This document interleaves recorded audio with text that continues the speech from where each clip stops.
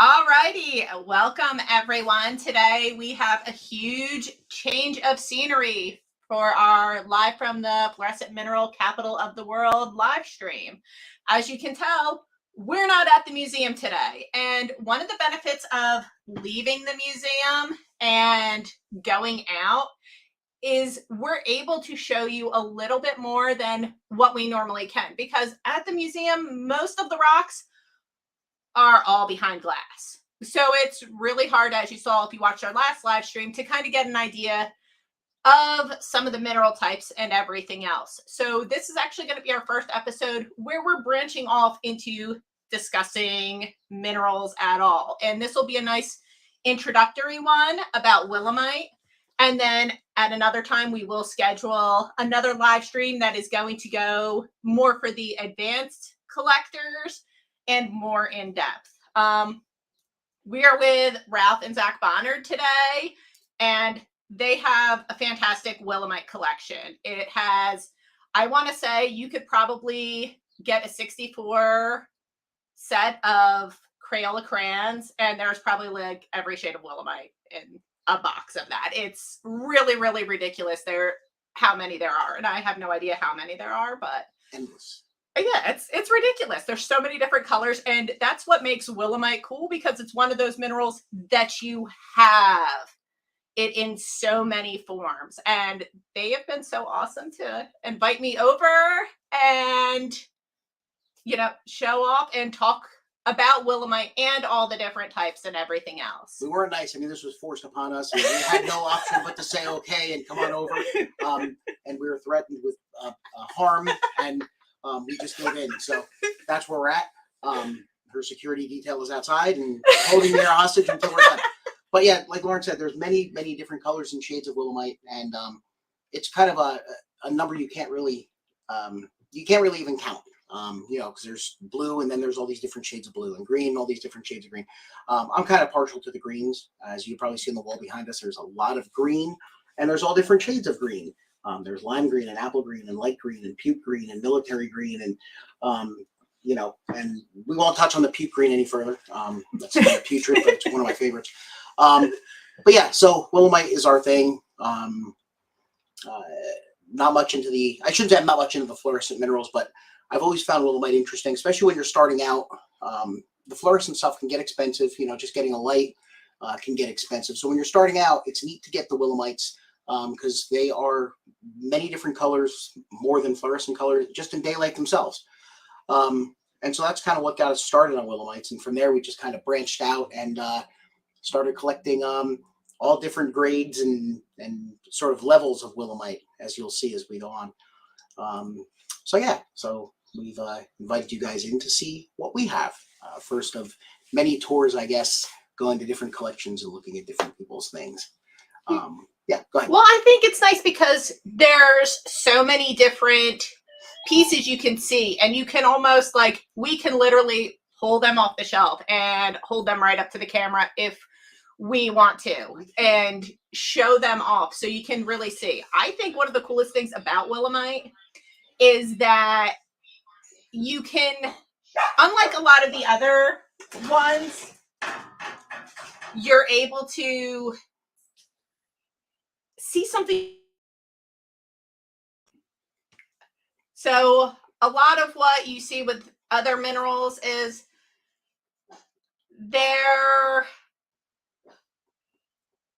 try to figure out the words to say. They're kind of ugly. If you've been collecting, the minerals are ugly, and that's putting it nicely. Very ugly. Your fluorescent minerals can be ugly. So when you look at a lot of the different Willemites, they can be amazingly gorgeous. I have to say, one of my favorites is the seafoam green.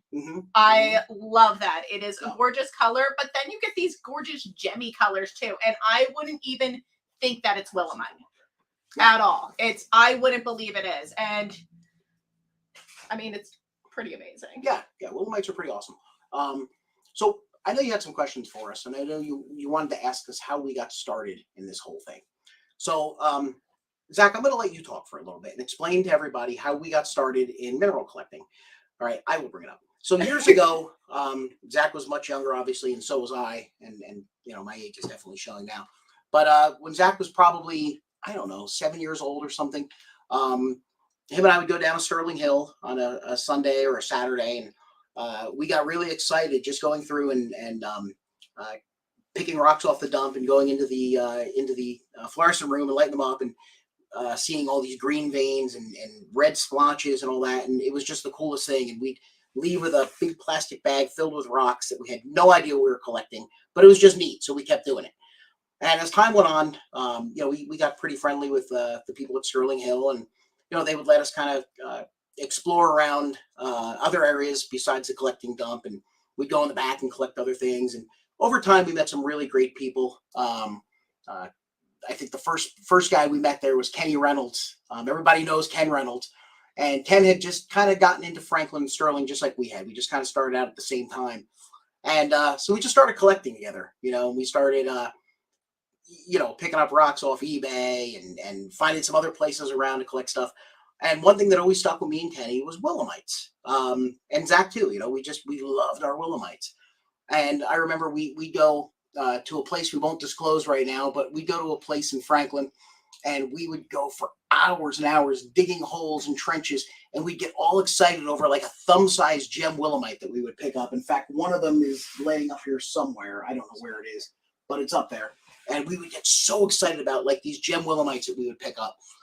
And as time went on, it just kind of like that excitement grew. And after you get one gem Willemite, well, you need another 150 of them to go with it.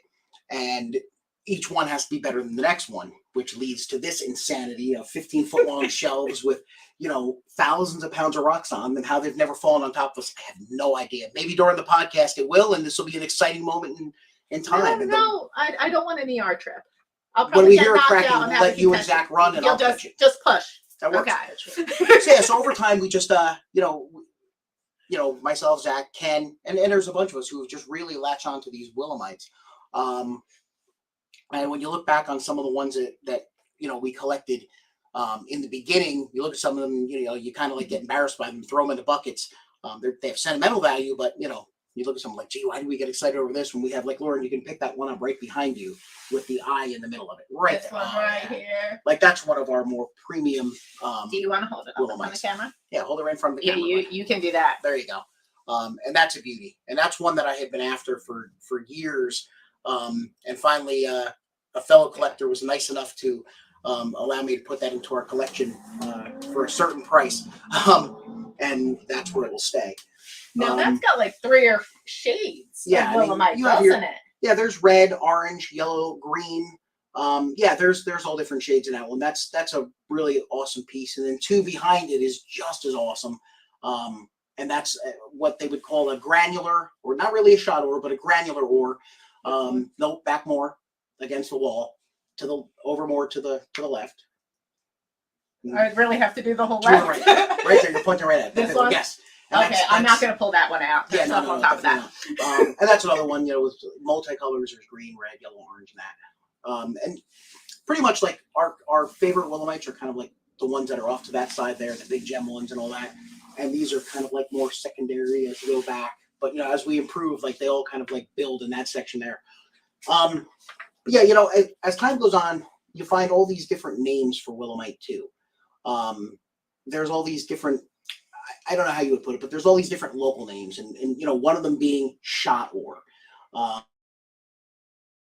Interpretation. Everyone has their own sort of interpretation of what shot ore is, but my interpretation, I think this is the correct one, is what you'll have calcite, and in that calcite, you'll have something like this, and you'll have all these little grains of Willemite that are in there, and it's almost as if these grains of Willemite were shot out of a shotgun and into this calcite, and that's why they call it shot ore. And when you lamp it, you have this look to it. I don't know if anyone can see that, but you have the look like all little grains are shot into the calcite. And that's the whole idea between shot ore. At least that's always been my interpretation of it. Would this be it? No. Okay. Yeah, this is kind of the standard, so I do want to show people this. Right.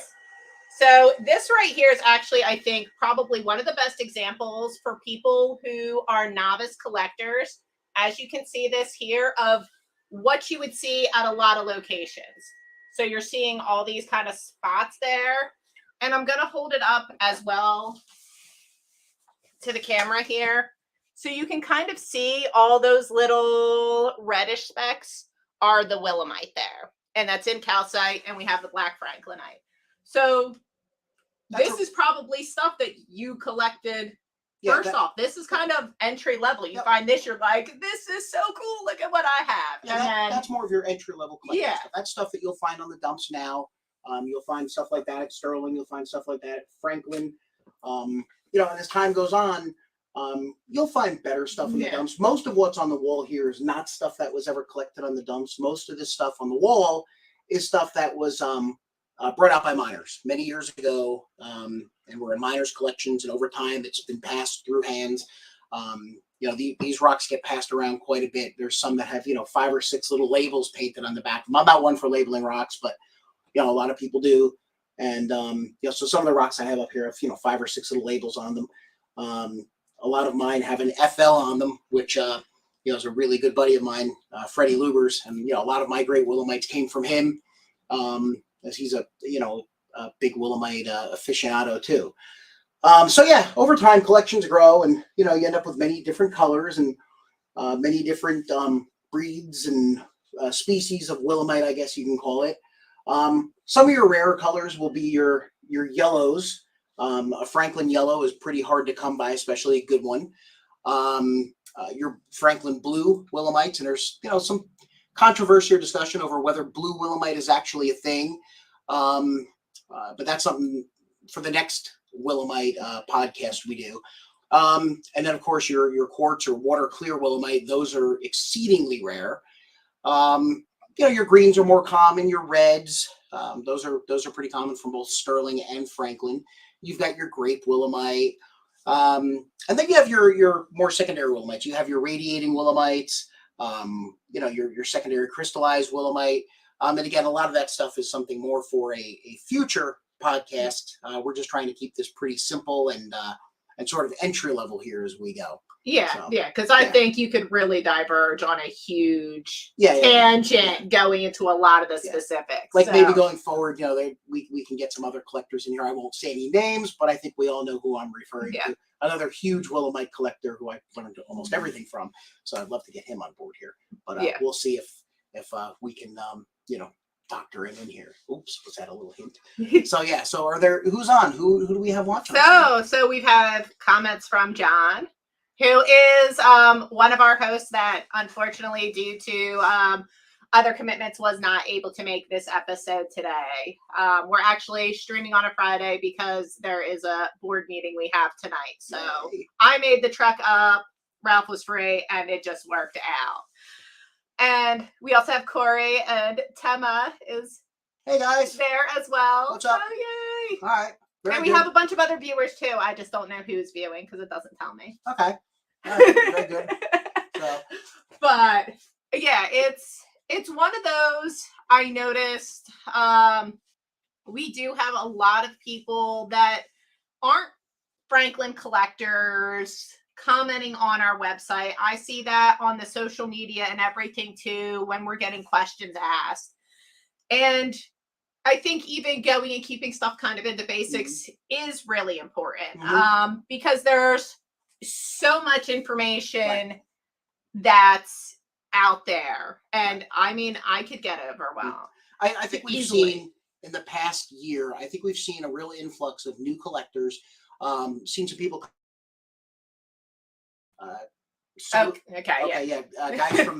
guys and girls from the Sodalite group, I think. Is that what it is? Sodalite collectors or something from like the Great Lakes region. So, it's cool to get a lot of them on board and obviously they're new to this. So, we'll try and keep it at a newer level. Well, I think with COVID, like calming down and everything's opening back up, people are getting out and they're doing stuff. Yep. And they're seeing this and they're like, oh, well, I saw this. I mean, I have to say, if anybody follows the Crystal Collector, he was in Franklin last week. And I know he has posted and tagged us in his video of doing that. And that's just, there's so many people who are like, oh, we're coming here, and they video it. So I think that's really cool. And then you see people sharing pictures of rocks in different groups as well. And that's, I mean, one of the coolest things here, and I should digress on this, is this man right here he's responsible for me being involved up in the community right here. So, because he convinced me to come to the fall show a few years ago, and now you're collect a lot of Franklin. Yeah. That's it. One thing I want to touch. Oh, go ahead. Go. Yeah, but that's kind of how it all happens. Is it's you have this, and you start off collecting the simple stuff, and if you collect up here, the first thing you're going to get is. Did you just call Willemite simple stuff? Are you saying we are simpletons? No, I'm just saying. No, I'm talking like when you don't know what you're collecting and you go to the dump. I mean, I was looking at stuff I collected when I was a kid. Right. And it's literally all Willemite and calcite. Yeah. And not very pretty Willemite or pretty calcite at that point either. But I thought it was the coolest stuff. Mm-hmm. And when people start out, that's what you're going to get. Well, that's what you're going to find. That's what you're going to see. And I think that's what grabs me is like when you walk into like the local room at Franklin, or you walk into any collection and you see, and I'm talking just Franklin collections, because to me, anybody who knows me knows that any mineral outside of Franklin is just granite. I have no interest at all in anything besides Franklin minerals. Everything else to me is just yuck, ugly. And I have no interest in that. So the thing that gets me about Franklin is, when you walk in, you look at a collection, it's the daylight stuff that grabs me. Fluorescent minerals, to your common collector, most people can't tell the difference between a hardestonite, a margarosinite, an axonite, a calcite, a franklinite. Most people just don't have, that knowledge coming into this. But when you look at Willemites, they just they can blow you out of the water in daylight. So I think that's what grabbed us and continues to grab us with them. And that's why this shelf stays the same. As much as I say, I'm going to move on to other things in Franklin, I stick with Willemites. But one thing I wanted to touch on for new collectors. So yeah, I mentioned earlier that most of this stuff here is from old collections. Old collections where miners brought this stuff out of the ground, and it's passed over time. And, they sold it for $0.25 back in 1922. And then in 1940, it went for $1.25. And then 1970, it went for like $7. 1990, it probably went for $30. And in 2020, it went for like $1,900.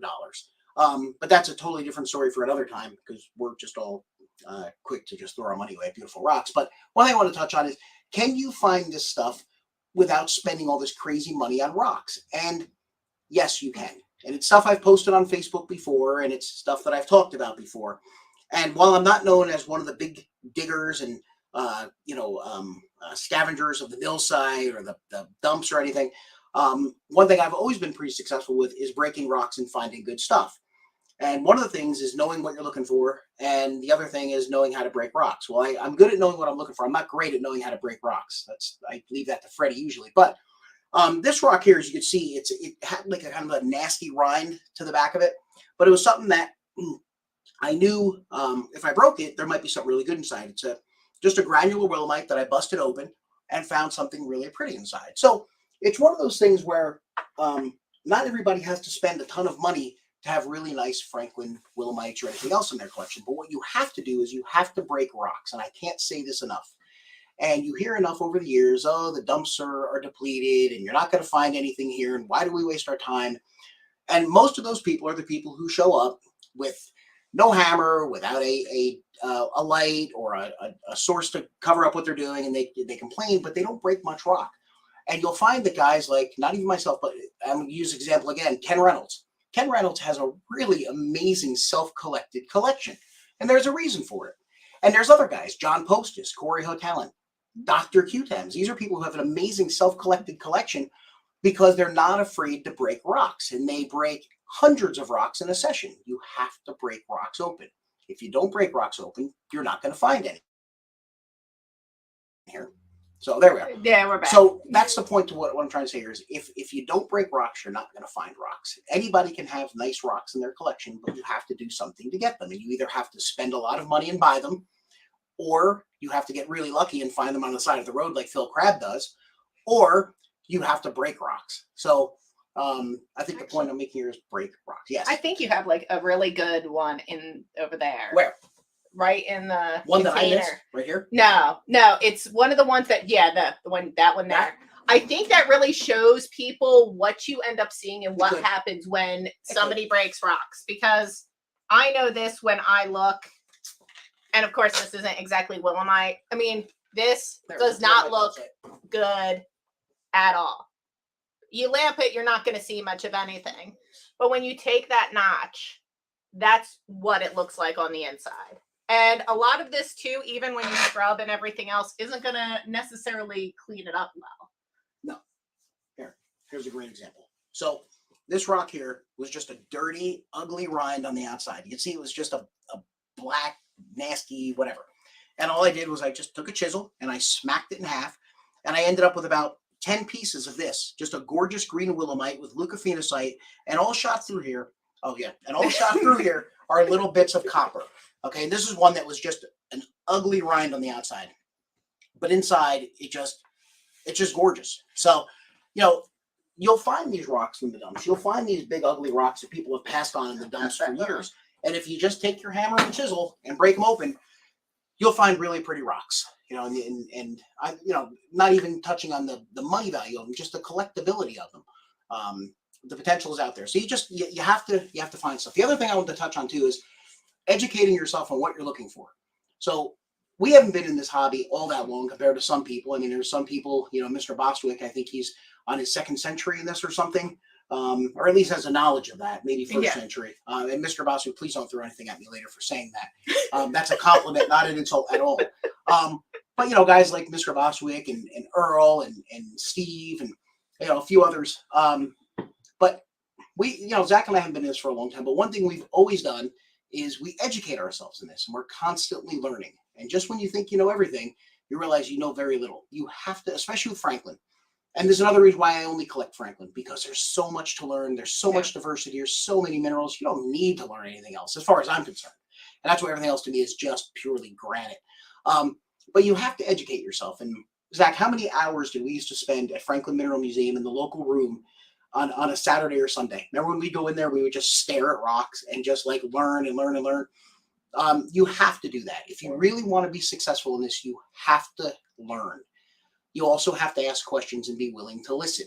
You have to zip it and listen to what people like Dick Bostwick and Earl Verbeek and Steve Cuthems have to say. I can't count the amount of hours Steve has spent here talking to me about rocks and what I have. And like when he leaves here, my head is like exploding because he's told me so much. But it's all stuff that I've retained over there. So to have these rocks in your collection, without spending these millions of dollars, you really need to educate yourself and know what you're looking for, and know the assemblages and know the different associations, and know that when you pick up a rock, it's a rock from the ore body versus picking up a rock and knowing that it's something from a fill quarry, you know? So these are all things to educate yourself on. And as time goes on, you'll find that you'll be able to go out in the field and collect things like this. Not that, you know, most of this is field collected, because it's not. But the stuff that I have field collected, I displayed, is some pretty nice stuff that we just were able to pick up because we knew what we were looking for.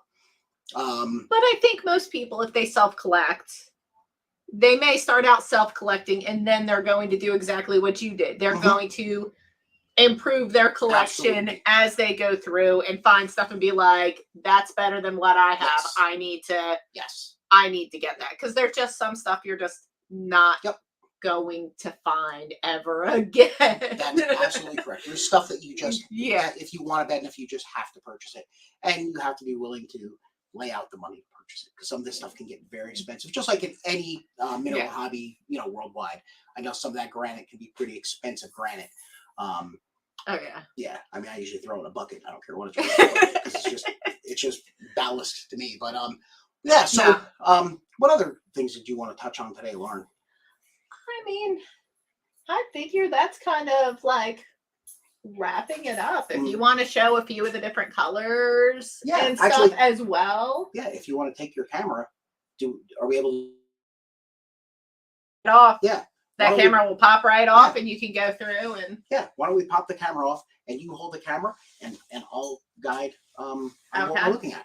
All right. And then we can call it a day. All right, that is fantastic. Now there's awesome. I think Temma really wants Zach to talk. Oh. Yeah, actually, you've just kind of sat here looking like a rock. So talk a little bit. Tim, I think Zach's a little bit. His mouth is hurting from having a really hard football practice this week. So he's having a hard time talking. His mouth muscles are very sore from running hills and what do they call it? Oh yeah, and his mouth is sore. Yours are. Oh, my mouth never gets sore from talking too much. I can talk all day. I kind of don't shut up. And actually, do you want to come and say hello? Come here, Lynn. So one thing, at least that I've always liked to focus on in this hobby is the youth. I think if we don't introduce the young kids to this and try and get them off electronics at least a little bit, we're going to lose them to electronics. So one thing that's been really important to me from day one is always giving kids rocks and introducing them to this hobby. And I want to introduce another young guy. Stick your head in here, bud. This is Landon. You got to kind of slide in. There you go. This is Landon and his dog Warrior. And Landon has a nice little Franklin collection that he has started to put together. And what do you think of Franklin rocks, man? I like them. You like them? Do you like when we light them up in here and make them look all pretty? Yeah. What's your favorite color? Orange. Orange. So you like the clinahedrites? Yeah. And the apatites? Yeah. Okay. And the John Baumites, which are the sort of apatite. Okay, kind of like your shirt. Is that why you're wearing an orange shirt today? What's Warrior's favorite color? Blue. Blue? Okay. Because All right. he is. All right. We'll call him Warriors tonight.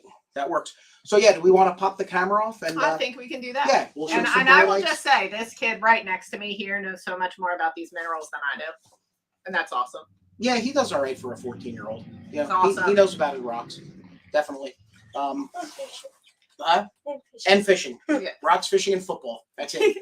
And So- playing. So yeah, let's All pull right. the camera off. And we'll show some rocks. All See right. if I can.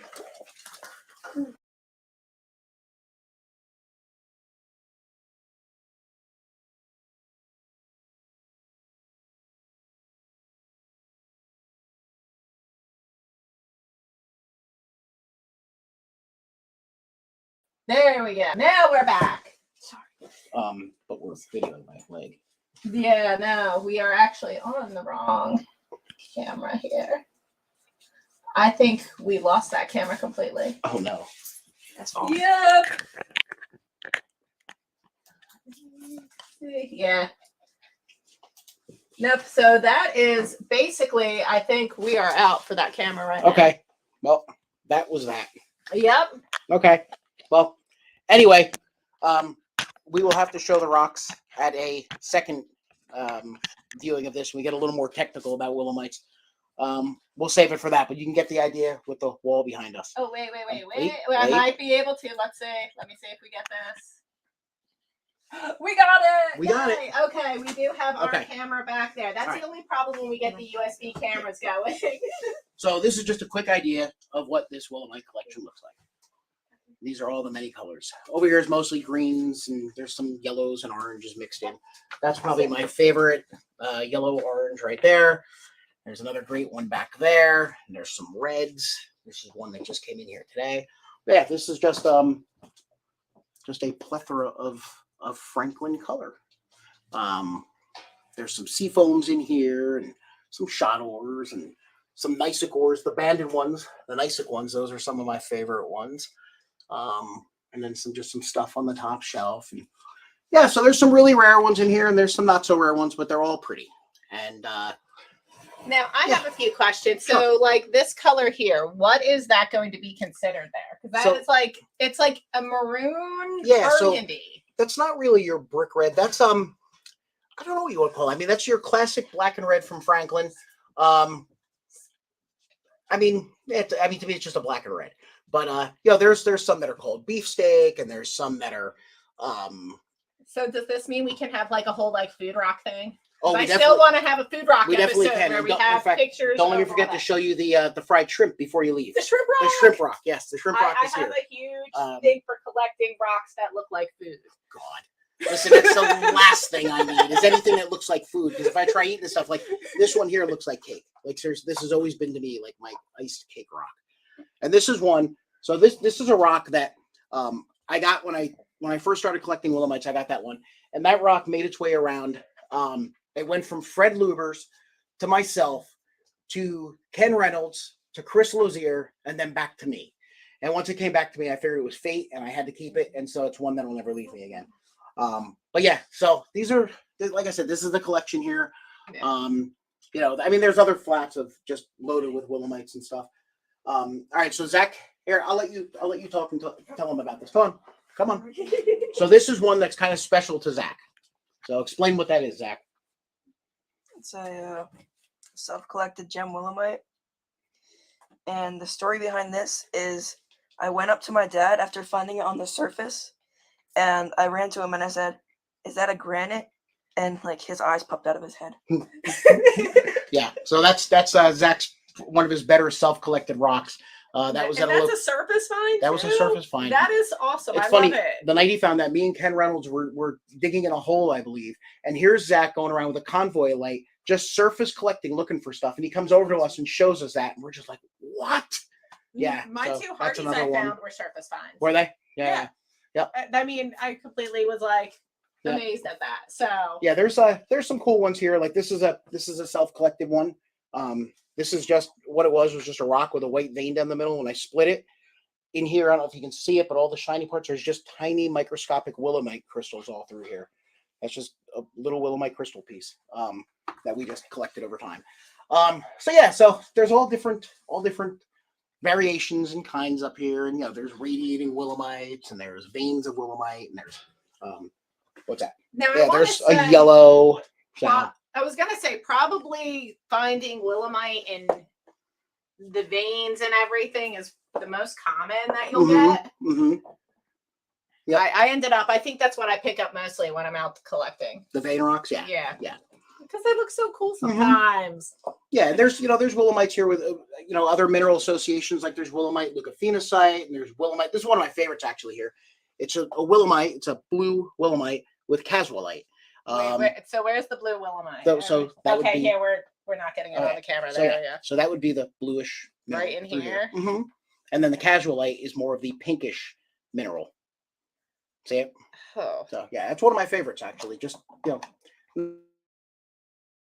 my favorites. This is another one that's one of my favorites here by my broccoli rock, because it just looks like broccoli. And then that green right there is just stunning. And that's Corey's favorite, which he just really wishes he could get from me. And maybe one day we'll figure something out. I don't know. Now with this, do you find different types at different locations? Yeah, so most of what's here is Franklin. Okay. I think the better variation of Willemites, I don't think I know, the better variation of Willemites came from Franklin, but that doesn't mean that Sterling Hill didn't have some amazing Willemites. One of them being right here. So this is a what Dick Houck called an atypical Willemite from Franklin. It's not a sea foam, it's a green Willemite, but it's just odd, and it's a vein in serpentine. So you can see the serpentine around it. Yeah, so that's just an odd one. And then here's a huge gem yellow right here that is from Sterling Hill. And those are pretty hard to come by, good gem yellow ones. I've got some up here that are so gemmy, like this one here, it doesn't even fluoresce, just because it's so pure with Willemite. So yeah, there's some really interesting rocks in here. So next time we get together, we'll get a little more technical with it and talk a little more about it and get into maybe like some radiating Willemites and some secondary Willemites and crystals and that kind of thing. Yeah. Sounding good? Fantastic. Okay. I think we're good. So yeah, that is basically a wrap up for today. We hope you all enjoyed our episode. Yeah, get me on camera. Fantastic. So Say bye. Bye. A warrior. Okay. So thank you all for joining in. And again, we will be live again in 2 weeks. Now, what we have coming up is 2 weeks from tomorrow. We have the pond swap at Franklin Pond, which is on the 30th, and it will be from 9 to 5. And we will be live streaming from there. So we won't actually have a set time. We'll probably just be live streaming throughout the day and seeing how that all goes. And then our next live stream again will be a month from tomorrow. As we go through, that would be, I'm not even sure. I'm trying to go through and figure out what day it is in my head. I don't know. I can't remember. Yeah, I can't get past tomorrow. So that is what we have going on there. And the first Saturday of August, we also have another night dig scheduled. So, Exciting times. yes. And if you've been watching our social media, you're seeing how we're posting all the reminders of upcoming events and whatnot as Yes. well. Okay. Guys, thanks for joining So, us. It's been awesome. Thank you. Everybody have a wonderful Friday night. Definitely. See ya. We can